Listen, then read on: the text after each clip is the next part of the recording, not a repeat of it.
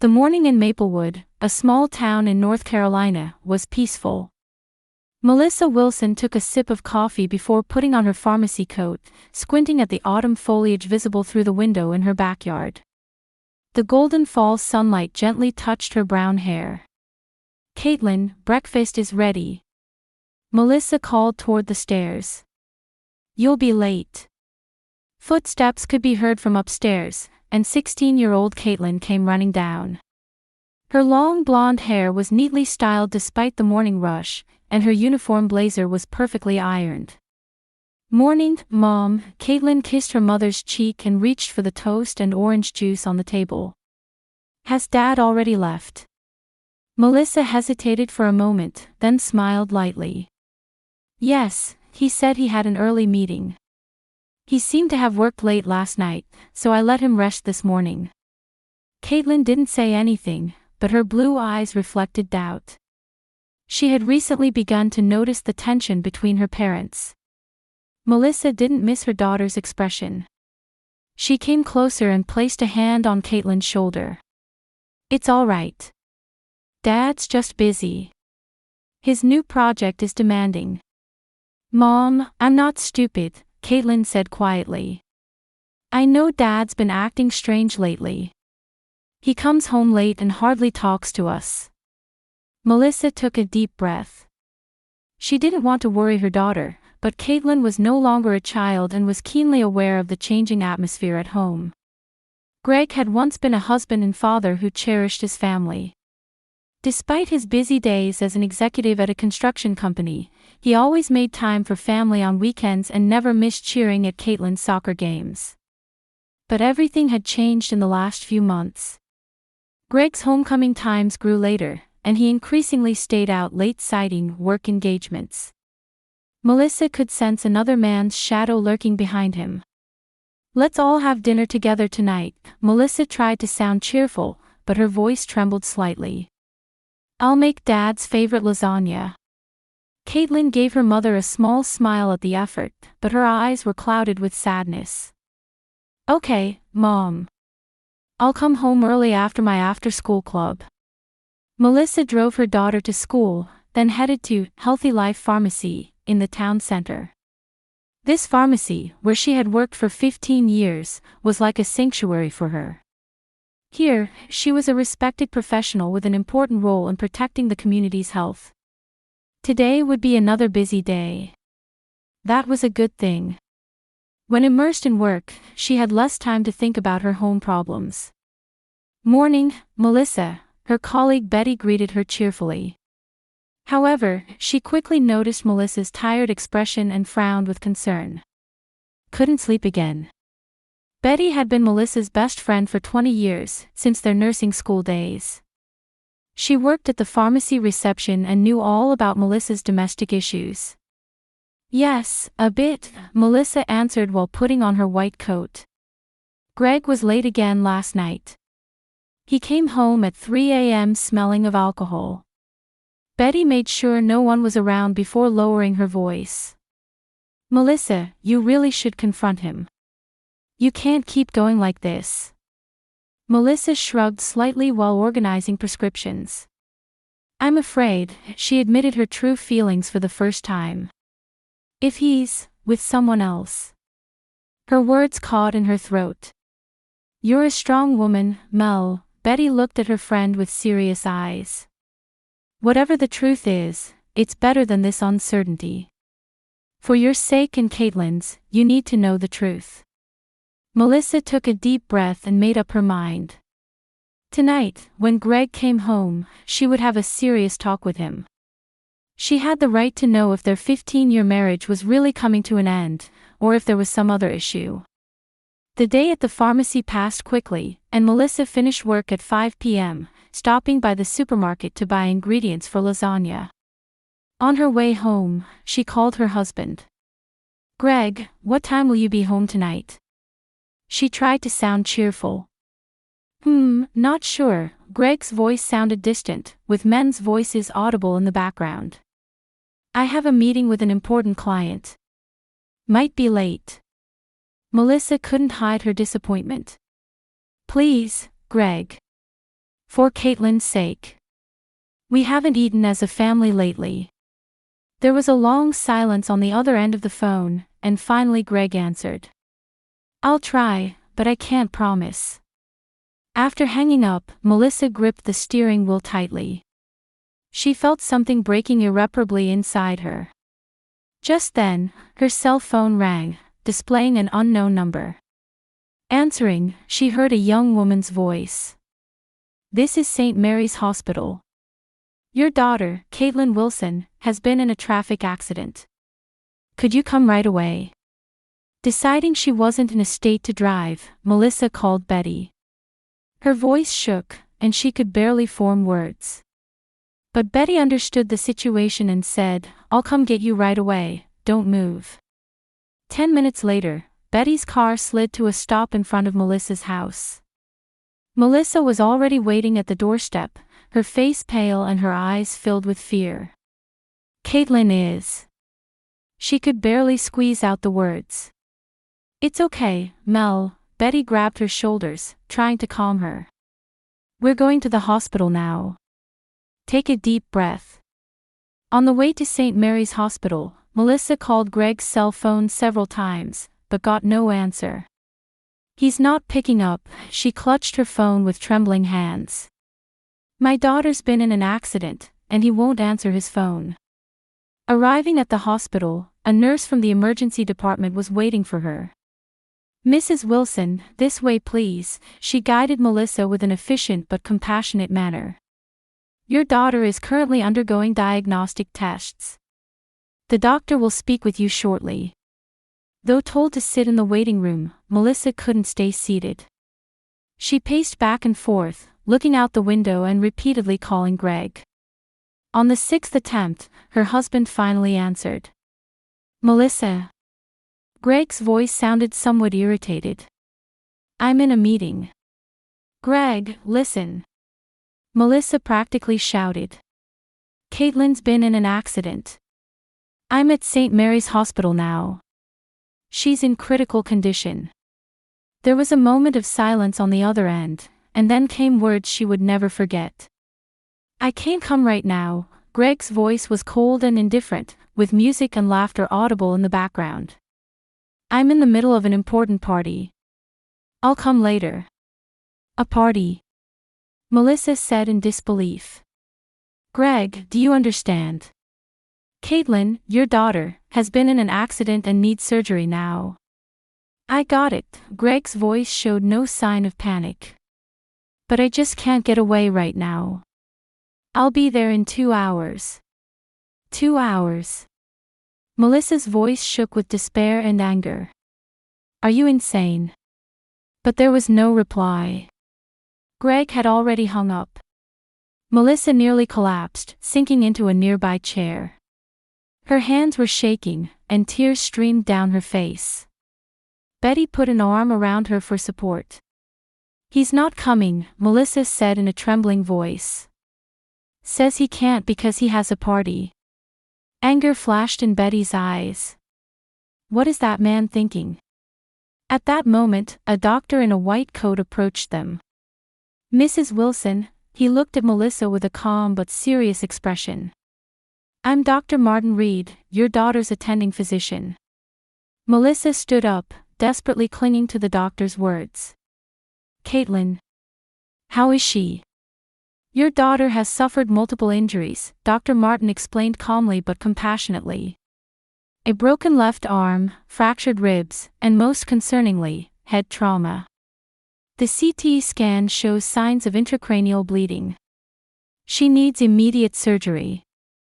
Melissa turned pale. Will she survive? It was the only question she could ask. Dr. Martin looked straight into her eyes. We'll do our best. Your daughter is young and healthy. That's in her favor. But honestly, the situation is serious. You need to sign the consent form for surgery, a nurse brought the paperwork. Your husband. He can't come, Melissa said. As she spoke those words, something broke definitively inside her. I'll sign it. While signing the consent form, Melissa vowed she would never forget this moment. When her daughter's life was in danger, her husband chose a party. The truth about her marriage had never been clearer. "The operating room is ready," the nurse announced. "Would you like to see your daughter before surgery?" Melissa nodded and, with Betty's support, headed to the treatment room. There she saw her daughter surrounded by tubes and machines, her bloodied blonde hair stuck to her forehead. Caitlyn's face was swollen with bruises, and her left arm was in a temporary cast. She was unconscious, breathing shallowly. "My baby." Melissa took her daughter's hand and kissed it with trembling lips. "Mommy's here. You're strong, so hang in there. Please." As the nurses began to move Caitlyn to the operating room, Melissa had to let go of her daughter's hand. In that moment, all her emotions overflowed: anger, fear, sadness, and determination. "How long will it take?" she asked the doctor. "At least 4 hours," Dr. Martin answered. "We'll do everything possible. I promise." As the operating room doors closed, Melissa and Betty returned to the waiting room. Melissa sat on a bench and covered her face with her hands. "I will never forgive him," she said quietly. "Never." Betty embraced her friend's shoulders. "Let's just think about Caitlyn now. She's a strong girl. She'll pull through." 2 hours after surgery began, Melissa called Tom Jenkins, an attorney. He was a longtime family friend and someone Melissa trusted. "Tom, I want a divorce," she said in a shaking voice. "Can we meet as soon as possible?" "Of course, Melissa." Tom sounded surprised but quickly returned to his professional tone. "How about tomorrow afternoon?" "Thank you." She hung up and took a deep breath. 4.5 hours later, Dr. Martin appeared in the waiting room in his surgical attire. He looked tired but had a small smile. "The surgery was successful," he said. "We stopped the bleeding and relieved the pressure. The next 24 hours are crucial. We're not out of the woods yet, but your daughter has fighting spirit." Melissa broke down in tears of relief. "Thank you, doctor. Truly. You can stay with your daughter in the ICU," Dr. Martin said. "I should tell you to get some rest, but I know that's impossible," he smiled kindly. Melissa urged Betty to go home, while she settled into a chair at Caitlyn's bedside. Holding her daughter's hand, she prayed. Melissa spent the night in the hospital ICU, barely sleeping at all. She gazed at her daughter's face, occasionally squeezing her thin hand. Caitlyn's face was pale, and her breathing continued regularly with the help of machines. A white bandage was wrapped around her head, and the sound of monitors echoed in the quiet room. Around 8 a.m., Dr. Martin arrived for his rounds. "You've been here all night," he said gently. "Did you get any rest?" Melissa shook her head. "I couldn't sleep. But I'm fine." Dr. Martin checked Caitlyn's vital signs and wrote something in her chart. "Her condition is stable." "That's a good sign. The intracranial pressure is decreasing." "Will she wake up?" Melissa's voice trembled with anxiety. "It may take time, but I'm optimistic," Dr. Martin answered sincerely. "Youth and health are powerful allies. Let's give it a little more time and see." "Your husband?" he asked cautiously. Anger flashed in Melissa's eyes. "He hasn't come. I can't reach him." Dr. Martin said nothing, but understanding showed in his eyes. "You should get something to eat. The cafeteria on the first floor isn't bad. Why don't you go while I'm here?" Melissa hesitated but, feeling hungry and tired, nodded. "Just 15 minutes." In the cafeteria, she bought coffee and a sandwich and sat by a window. Outside it was a sunny day, with tree leaves swaying in the breeze. People passed by the hospital, going about their normal day. But Melissa's world had been turned upside down. After eating half her sandwich, her smartphone rang. It was Betty. Mel, how are things? Any change? Her condition is stable, Melissa answered. The doctor is optimistic. But she hasn't regained consciousness yet. Greg? No contact, Melissa's voice was cold. I don't even want to think about him anymore. I took the day off, so I'll be there soon, Betty said. I can't leave you alone. Melissa expressed her thanks and hung up. As she was finishing her coffee, sirens echoed through the hospital. A new emergency patient had arrived. This wasn't unusual at this hospital.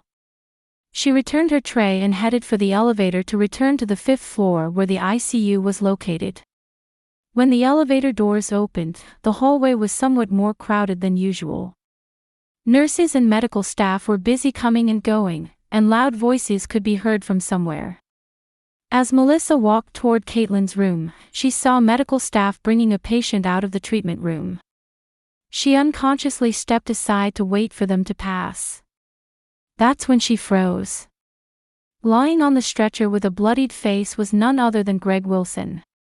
Greg, she cried out involuntarily. The man on the stretcher opened his eyes. Greg's face was swollen with bruises, and blood flowed from his forehead. When his eyes caught Melissa's, confusion and shame appeared there. Melissa. His voice was hoarse. The medical staff continued carrying him without stopping.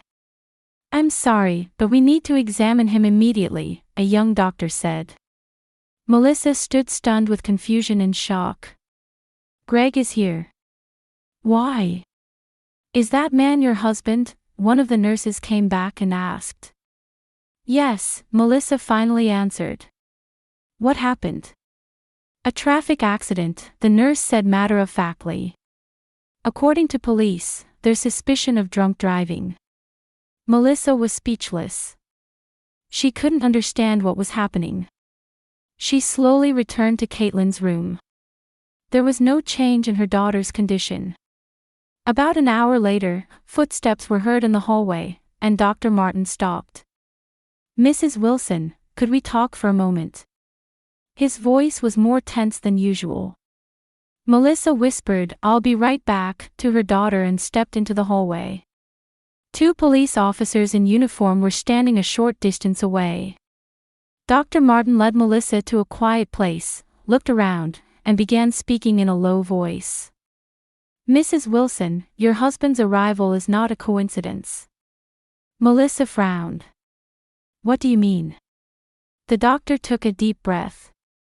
According to police information, your husband's car was spotted near the scene where your daughter had the accident yesterday.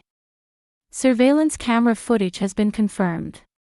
Melissa was speechless and leaned against the wall. What? What are you saying? Ma'am, was your daughter's accident really an accident? The police are now investigating it as a hit and run. And, it's been confirmed that your husband was with another woman last night. Melissa's legs wobbled, and the doctor supported her. Let's sit down, he guided Melissa to a nearby chair. I can't believe it. Melissa finally spoke. Greg? To Caitlyn. The police are investigating everything, Dr. Martin said quietly. It seems your husband wasn't driving himself. However, the police believe there's a high probability that he was at the scene, or nearby, at the time of the accident. One of the police officers approached. Mrs. Wilson, may I speak with you? Melissa vaguely nodded. The officer sat down in front of Melissa and opened his notebook. I'm Detective Johnson, he introduced himself calmly. I'm sorry to bother you at such a difficult time. May I ask you a few questions? Melissa felt like she was in a nightmare, but she began answering the officer's questions. Detective Johnson proceeded carefully. Where did your husband say he was yesterday evening? He said he had work, a meeting with a client, Melissa answered.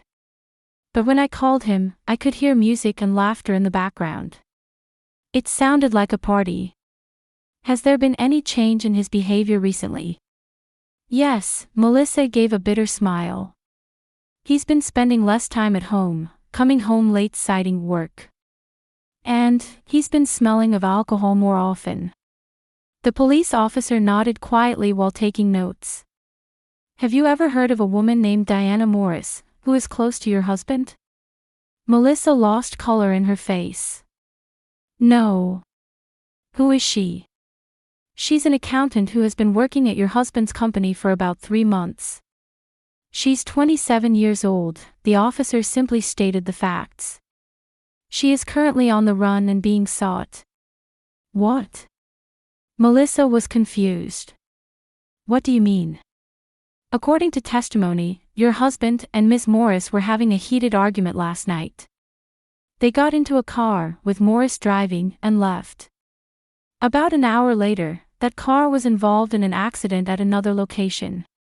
Your husband was thrown from the vehicle, and Morris fled the scene. Melissa held her head. This is insanity. The police officer looked at her with sympathetic eyes. Our assessment is that your daughter was the victim of a hit and run, and the suspect in that hit and run is Diana Morris. And, he continued, choosing his words carefully, we are investigating the possibility that your husband knew this fact and helped her escape. Tears welled up in Melissa's eyes. Anger and sadness mingled, and her body trembled. My daughter, and my husband. I can't believe it. Dr. Martin placed a hand on Melissa's shoulder. If there's anything I can help with, just say the word. Melissa wiped her eyes with a handkerchief and steeled her resolve. I'm here for my daughter. As for my husband, he no longer matters. Her words carried a coldness and determination she had never shown before. She knew she had crossed a point of no return. As she returned to her daughter's bedside, Melissa thought, when this nightmare is over, we'll start a new life. The hospital chapel was quiet. The afternoon light streaming through the stained glass windows gave the space a mystical atmosphere. Melissa sat alone in the front row on a wooden bench, neither praying nor just staring ahead. Her heart was filled with confusion and anger, but her expression was strangely calm. Mel. Betty's voice broke the silence. As Melissa turned around, her friend stood there with a worried expression. Betty immediately sat down beside her and silently put an arm around her. The two didn't exchange words for a while. I heard everything from the police, Betty finally said quietly. I can't believe it. Melissa slowly raised her face. There were no tears in her eyes, only deep sadness and fatigue. Betty, what did I miss? I lived with that man for 15 years and never knew the real him. This isn't your fault, Betty said firmly. Caitlyn has woken up, Melissa suddenly changed the subject. She can barely talk yet, but she responded when I called her. The doctor says it's a good sign. That's wonderful news. But, Melissa's voice trembled, she doesn't know the details of the accident yet. What her father?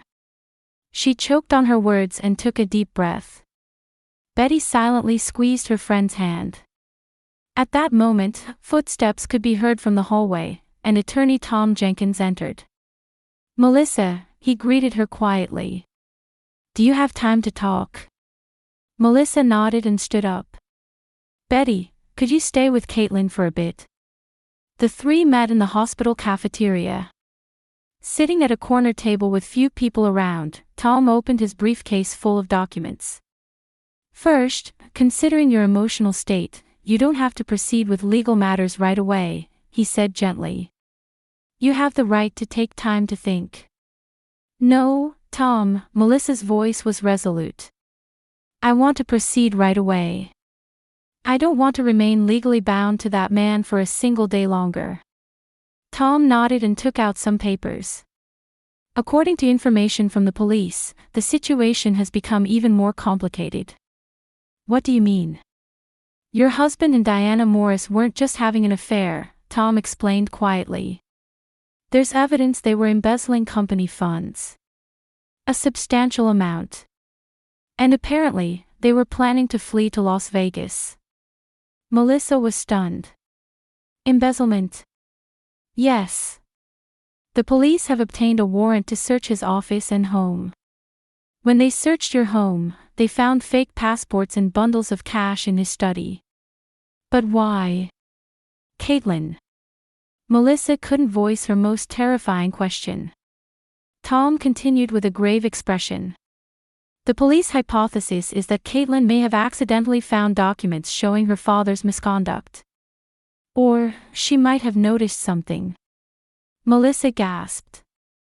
Caitlyn's room, there were documents from her father's company on her desk.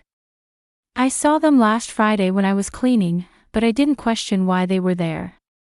According to testimony from Greg's colleague, he told Diana that his daughter was becoming a problem, Tom relayed, choosing his words carefully.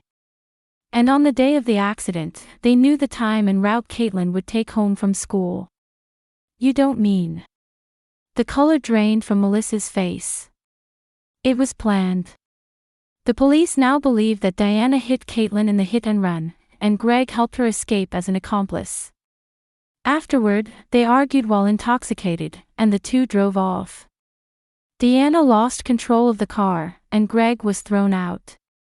Melissa couldn't think straight. This was beyond a nightmare. Her husband hadn't just been unfaithful, he had embezzled funds and, worst of all, may have been involved in a hit and run to silence his own daughter. Is Diana still on the run? Tom answered. But her photo has been distributed to all checkpoints at state borders. She won't get far. Melissa suddenly stood up and walked to the window. Her back was tense, and her shoulders were trembling. When I married Greg, he was a different person, she finally squeezed out. Kind, honest, at least that's how he seemed to me. What turned him into such a monster? There was no answer to the question. She returned to her seat and began reviewing the divorce papers. We have everything we need. The house is in my name, and we kept our savings separate. Custody of Caitlyn. She gave a bitter smile. I don't think that will be contested. Just then, Melissa's smartphone rang. It was the hospital. Yes, this is Wilson, she answered. Dr. Martin's voice could be heard. Mrs. Wilson, your daughter is responding more clearly now. Could you come as soon as possible? I'll be right there, Melissa replied and hung up. Her expression brightened. Caitlyn seems to be getting better. At that moment, another nurse approached their table. Mrs. Wilson. Police officers are here. They say they have important news. Back on the ICU floor, Detective Johnson was waiting. His expression was bright, showing relief. Mrs. Wilson, Diana Morris has been arrested at the state border, he reported. She surrendered without resistance and has already begun making a statement. Melissa nodded. Thank you, Detective. I'll contact you as soon as we have more details, the detective said. I'm praying for your daughter's recovery. Melissa headed to Caitlyn's room. Seeing her daughter, her heart filled with love. The swelling on Caitlyn's face had subsided slightly, and her breathing was stable. When Melissa took her hand, Caitlyn slowly opened her eyes. Mom. That voice was faint, but to Melissa, it sounded like an angel's song. Yes, I'm here, Kate, Melissa gently kissed her daughter's hand. I'll always be here. Caitlyn closed her eyes for a moment, then opened them again. Dad. Melissa hesitated for a moment. She wasn't ready to tell her daughter the truth. She couldn't burden her still recovering daughter with her father's betrayal. Dad won't be able to see us for a while, she said gently. But don't worry. We'll be okay. Relief showed in Caitlyn's eyes, and she fell asleep again. Melissa kissed her daughter's forehead gently and looked out the window. A new day was beginning there. Warm spring sunlight drew long bands on the living room floor. Melissa was by the window, watering potted herbs while watching Caitlyn lost in thought in the backyard. 6 months had passed since the accident, and their lives were slowly but surely taking a new shape. Caitlyn had been discharged 2 months ago after a long rehabilitation and was recovering well. She still occasionally suffered from headaches, but doctors were confident about her complete recovery. Her left arm fracture had healed completely, and she was gradually returning to school life. "Mom," Caitlyn came in from the backyard. Her complexion was good, with the healthy glow she had before returning. "What time is Dr. Martin coming?" Melissa looked at the clock. 7 o'clock. "We still have an hour." Dr. Martin Reed had changed from Caitlyn's attending physician to Melissa's friend, and recently to someone even more special in her life. His kindness and sincerity had become healing for Melissa and Caitlyn's wounded hearts. "Did the news say anything about Dad's trial today?" Caitlyn asked quietly. She had learned the truth about her father a few weeks ago. Seeing her daughter's recovery, Melissa judged there was no longer a need to hide the truth. "Yes," Melissa took a deep breath. "The verdict is in." Caitlyn silently waited for her mother's words. Dad received a 15-year prison sentence for embezzlement and aiding in the hit-and-run accident. Deanna got 18 years. Caitlyn stared out the window for a while. "I see," she said simply. There was no anger or sadness in her voice, just a quiet acceptance. During the trial, they had not attended court. Melissa didn't want Caitlyn to be present. But now, everything was over, and they could truly move forward. "More letters have come from Dad," Melissa pointed to a small wooden box on the bookshelf.